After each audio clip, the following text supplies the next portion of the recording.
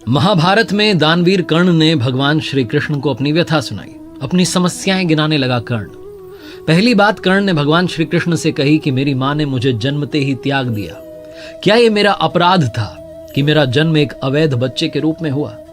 दूसरी बात कर्ण ने भगवान श्री कृष्ण से कही कि आचार्य द्रोणाचार्य ने मुझे शिक्षा देने से मना कर दिया क्योंकि मैं क्षत्रिय नहीं था उनकी नजर में। क्या यह मेरा अपराध था? कर्ण ने तीसरी बात कही कि द्रौपदी के स्वयंवर में मुझे अपमानित किया गया कि मैं राज परिवार का हिस्सा नहीं हूं। क्या यह मेरा अपराध था? मुझे बार बार अपमानित किया गया। तो जवाब में, उत्तर में भगवान श्री कृष्ण ने कहा कि हे कर्ण, अब जरा ध्यान से सुनो।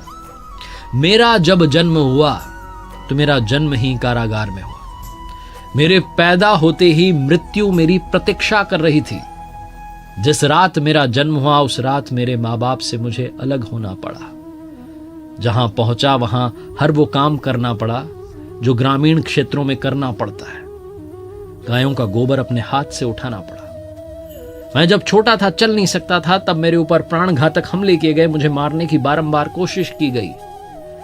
ना मेरे पास शिक्षा थी, ना गुरुकुल था बचपन में, ना कोई महल था, ना कोई विशाल सेना थी, लेकिन तब भी मेरा मामा मुझे अपना सबसे बड़ा शत्रु मानता था। और जरासंध के प्रकोप की वजह से फिर मुझे यमुना पार से चलकर समुद्र किनारे द्वारका में जाकर बसना पड़ा, अपने परिवार को ले जाकर। मेरे भी जीवन में चुनौतियां लगातार रहीं, अन्याय होता रहा।